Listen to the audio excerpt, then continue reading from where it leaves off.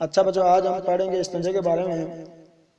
استنجے کی تعریف ہے پیشاب یا پاخانے کی گندگی سے پاکی حاصل کرنے کو استنجا کہتے ہیں۔ پیشاب کے لیے چھوٹا استنجا اور پاخانے کے لیے بڑا استنجا کہا جاتا ہے۔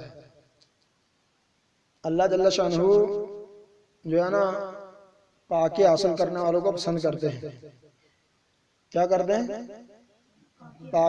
پاک صاف رہنے والے کو اللہ رب العزت پسند کرتے ہیں، اور حدیث پاک حضور صلی اللہ علیہ وسلم کا ارشاد ہے کہ استنجا کرنے کا التزام رکھو۔ استنجا کرنے کا التزام کیا کہ انتظام کر کے رکھو، یعنی کہ جب بندہ پیشاب یا پاخانے کے لیے جاتا ہے تو ساتھ پانی کا انتظام کر کے رکھو۔ اگر پانی نہیں ہے تو مٹی کے ڈیلے، اگر وہ بھی نہیں ہے تو آج کے دور میں ٹیشو ہیں، ٹھیک ہے نا، اتنا انتظام ہو کہ بندے کے کپڑے ناپاک نہ۔ مسئلہ ہے سب سے جب پیشاب پاخانے کے لیے اس جگہ جاوے تو داخل ہونے سے پہلے دعا پڑھے۔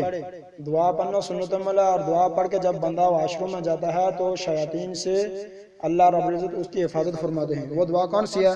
بسم اللہ اللہم انی اعوذ بک من الخبث والخبائث۔ ترجمہ شروع اللہ کے نام سے، اللہ اے اللہ میں ناپاکی اور ناپاکوں سے آپ کی پناہ چاہتا ہوں یا چاہتی ہوں، ٹھیک ہے۔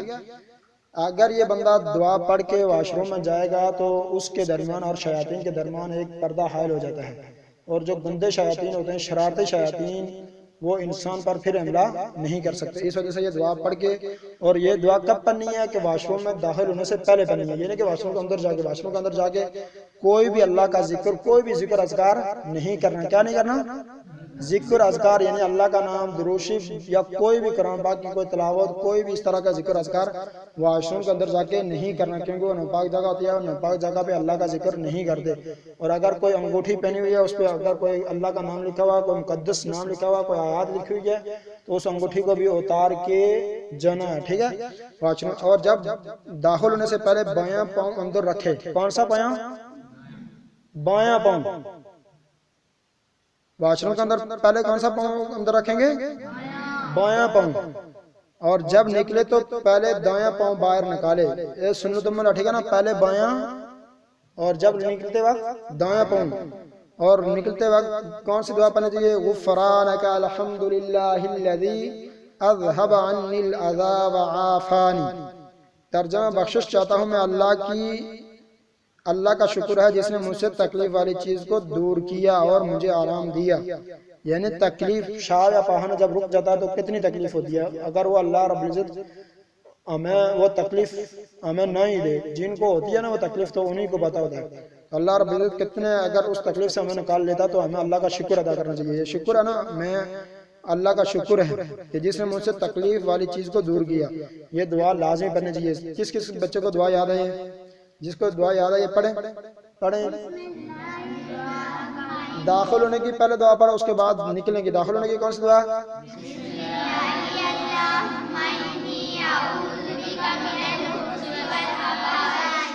اچھا، نکلتے بعد پڑھنے کی کون سی دعا؟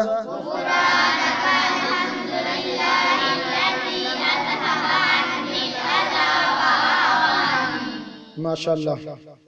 یہ تکلیف جس نے مجھ سے تکلیف والی چیز کو دور کیا۔ ہارون رشید ہے نا، ہارون رشید بہت بڑا بادشاہ گزرا ہے۔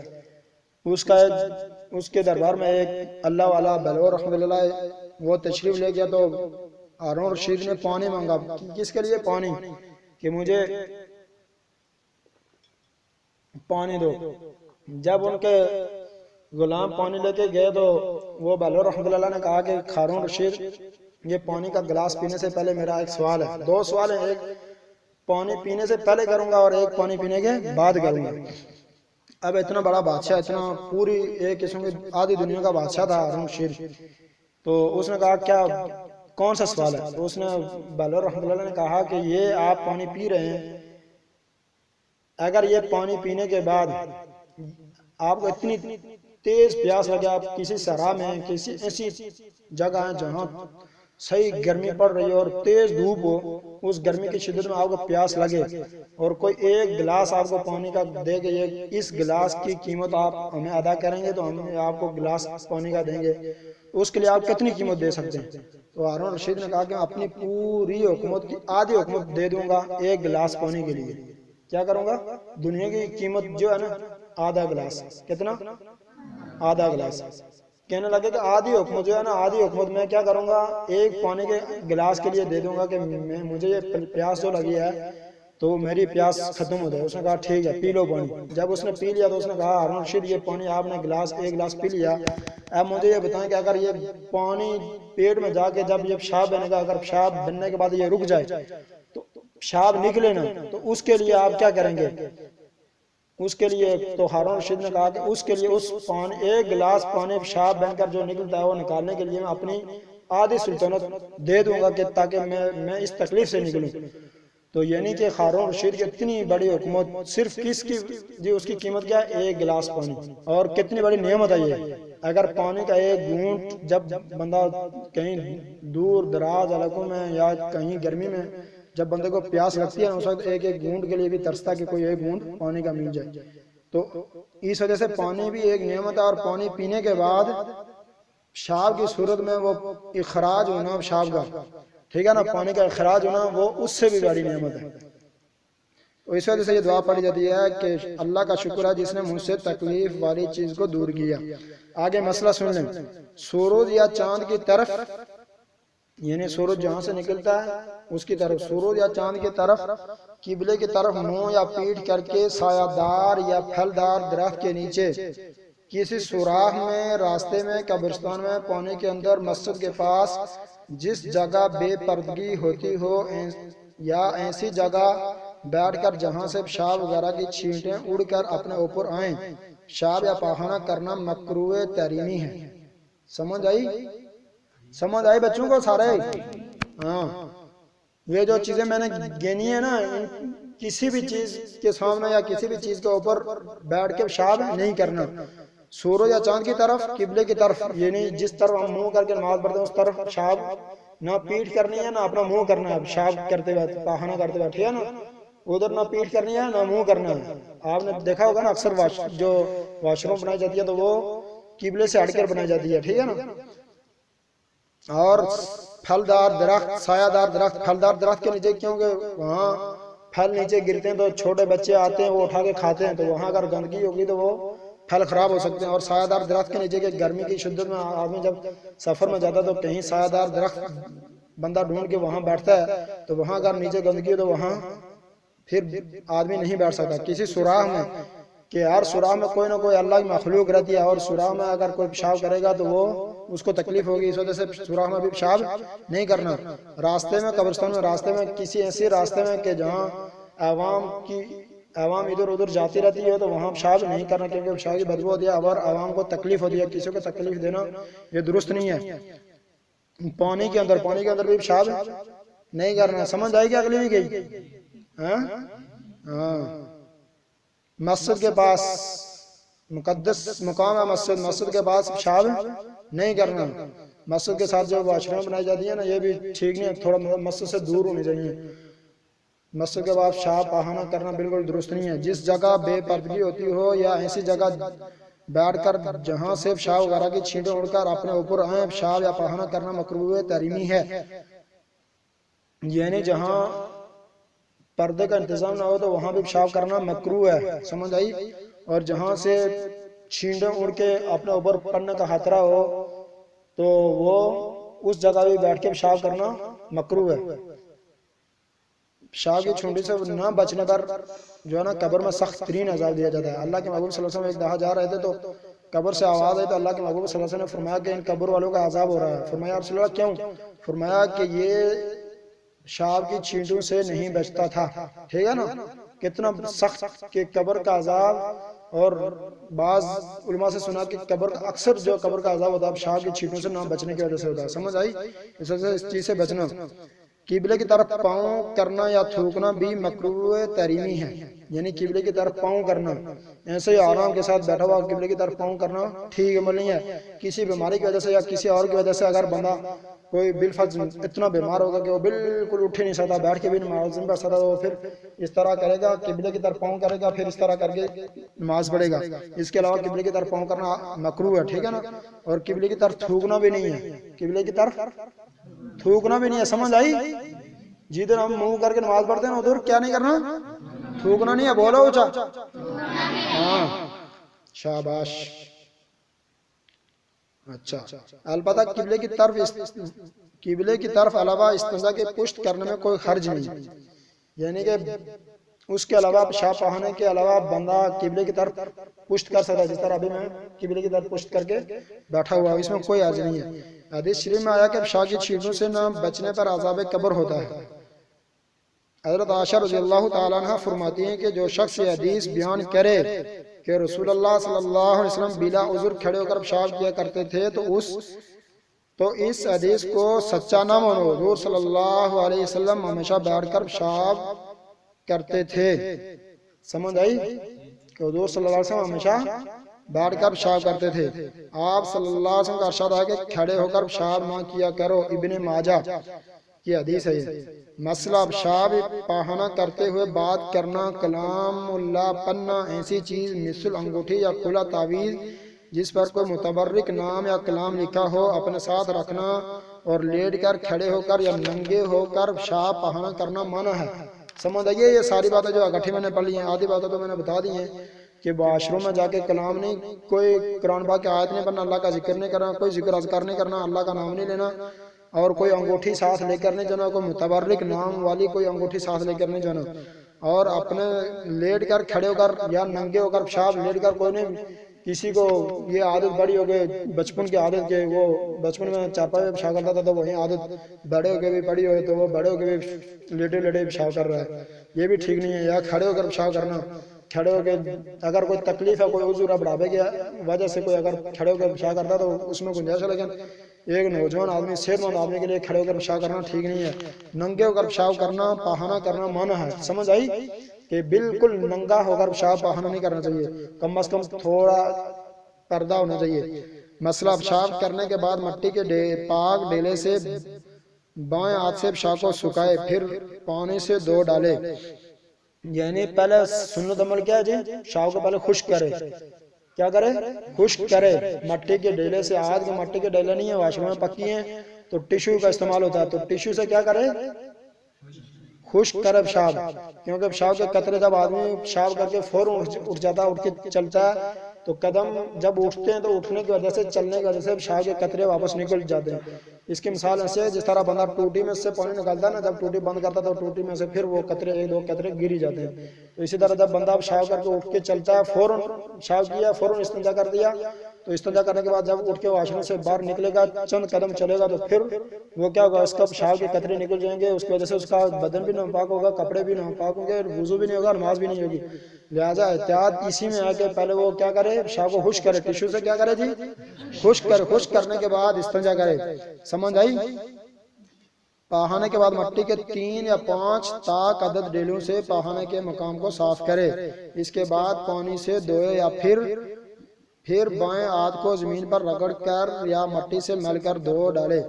یعنی کہ کتنے ڈیلے جی؟ 3 یا 5 مٹی کے ڈیلے، مٹی کے ڈیلے نہیں ہے نا، ٹیشو سے، تو ٹیشو سے استنجا وہ پہلے خشک کر کے پیشاب کر کے اس کے بعد استنجا کرا، اور استنجے کے بعد کیا کرے جی؟ مٹی سے ہاتھ رگڑ کر دھو ڈالے۔ مٹی سے آج کل کوئی نہیں دھوتا، لیکن آج کل صابن ہے نا، صابن سے ہاتھ پیشاب بہانے کے بعد، پیشاب چھوٹے پیشاب کی اتنا ضرورت نہیں ہوتا، لیکن بڑا پیشاب پہانا کر کے کیا کرنا؟ صابن سے ہاتھ دھونا چاہیے۔ ہاتھ میں جراثیم ہوتے ہیں تو دھو لینے سے جراثیم ختم ہو جاتے ہیں۔ احتیاط اسی میں ہے کہ بندہ دھو لے، اور اچھا عمل بھی ہے یہ۔ ایک ڈیلے سے دوبارہ استنجا نہ کرے، یعنی یہ نہیں ہے کہ ڈیلا ایک ہی واش روم میں رکھا ہوا ہے تو وہ اس سے استنجا کیا، دوسری دفعہ کیا تو وہ ادھر خشک ہو گیا تو پھر اسی ڈیلے سے دوبارہ استنجا کرے، یہ نہیں ہے، ٹھیک ہے نا؟ ہر بار نئے ڈیلے سے استنجا کرنا ضروری ہے، ٹھیک ہے نا؟ کیونکہ اس میں جراثیم ہوتا ہے، تو جراثیم والی چیز اسلام پسندیدہ نہیں ہے کہ جراثیم والی چیز بندہ استعمال کرے۔ مرد اور عورت دونوں کے لیے ڈیلے سے استنجا کرنے کے بعد پانی سے استنجا کرنا سنت ہے، یعنی سنت عمل ہے یہ۔ استنجا کرنا کیا ہے؟ ڈیلے سے، ڈیلے کی جگہ آج کل ٹیشو ہے، ٹیشو ڈیلے سے استنجا کرنا سنت ہے، اس کے بعد پانی استعمال کرنا سنت ہے، لیکن اگر نجاست پھیل جائے تو پھر پانی سے دھونا واجب ہے۔ ہاں، ایک اور مسئلہ، اور اگر نجاست نہ پھیلی ہو تو صرف ڈیلے سے یا صرف پانی سے پاک کر کے بھی نماز درست ہے، لیکن سنت کے خلاف ہے۔ یعنی کہ پانی نہیں ہے نا، کسی کے پاس پانی نہیں ہے، اس کے پاس ٹیشو ہے، ڈیلا ہے، تو پیشاب یا پخانہ کر کے وہ اتنی احتیاط سے وہ اس پیشاب کو خشک کرتا کہ پیشاب پھیلتا نہیں ہے اپنی جگہ سے. کم از کم کتنا جی، یہ 5 روپے کا سکہ آپ نے دیکھا ہے نا، 5 روپے کا سکہ، یہ جو ہاتھ کی ہتھیلی ہوتی ہے نا، اس کے اندر جو کرب والی جگہ ہے، اتنا 5 روپے کا سکہ سمجھ لیں. 5 روپے کے سکے کے اگر اس سے زیادہ اگر ناپاکی پھیل گئی تو پھر پانی سے استنجا کرنا کیا ہے جی، ضروری ہے. اگر پانی کے ساتھ استنجا نہیں کریں گے تو نماز نہیں ہوگی، وضو بھی نہیں ہوگا. اگر اس سے کم ہے، چھینٹیں بڑی ہیں تھوڑا، یا اس سے کم ناپاکی پھیلی ہے، تو پھر کیا جی، پانی سے استنجا نہ بھی ہو تو پھر بھی اگر بندہ وضو کر کے نماز پڑھ لے تو کیا ہو جائے گا جی، استنجا بھی ہو جائے گا، وضو بھی ہو جائے گا، اور نماز بھی ہو جائے گی. مسئلہ مٹی کا ڈیلا، پتھر، ریت، بے قیمت کپڑا اور پانی سے استنجا کرنا درست ہے. مٹی کا ڈیلا، پتھر، ریت، بے قیمت کپڑا اور پانی سے استنجا کرنا درست ہے. مٹی کا ڈیلا ہو گیا، پتھر، ریت کا جو ڈیلا ہے، ریت سے تو استنجا نہیں ہوتا، ریت کا جو ڈیلا پتھر بن جاتا ہے نا ریت، اس سے.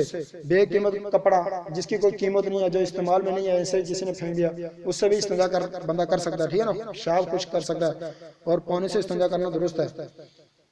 مسئلہ پکی اینٹ، ٹھیکرا، پتے، ہڈی، گوبر، شیشہ، کوئلہ، قیمتی کپڑا اور کاغذ سے استنجا کرنا مکروہ تحریمی ہے، سخت ناپسندیدہ ہے، بالکل کوئی گنجائش نہیں ہے، ٹھیک ہے نا. کس سے؟ پکی اینٹ، سمجھ آیا؟ پتے، ہڈی، پتے کون سے؟ درختوں کے پتے، اور ہڈی، جانوروں کی جو ہڈی پڑی ہوتی ہے نا، جو ہم وہ گوشت کھا کے ہڈیاں پھینک دیتے ہیں، تو اس ہڈی سے استنجا کرنا. وہ شیشے سے، یا کوئلہ، قیمتی کپڑا اور کاغذ وغیرہ سے. کاغذ کیونکہ یہ ایسی چیز ہوتی ہے، اس پہ ہمیشہ بندہ لکھا کرتا ہے، جس چیز پہ لکھا کرتا تو وہ ایک مقدس چیز ہوتی ہے، ٹھیک ہے نا، اس سے استنجا نہیں کیا جاتا. اور شیشے سے زخمی ہونے کا خطرہ تھا، ہڈی سے بھی، اور جو ہے نا پتے سے بھی نہیں استنجا کرنا چاہیے.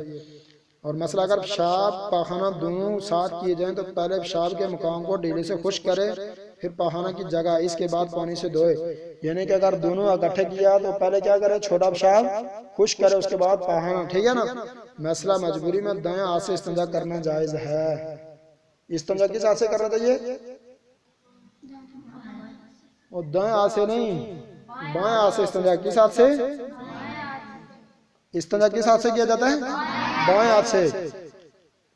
اور اگر مجبوری ہے، ہاتھ میں کوئی جو ہے نا تکلیف ہے، ہاتھ میں کوئی زخم ہے، کسی اور وجہ سے ہاتھ میں جس طرح کوئی زخم ہوگا، اس پہ کوئی پٹی باندھ گئی یا ہاتھ ٹوٹ گیا، تو اس کی ہاتھ استنجا کرنے کے قابل نہیں ہے، تو پھر کیا کرے، دائیں ہاتھ سے استنجا کرنا جائز ہے، ٹھیک ہے.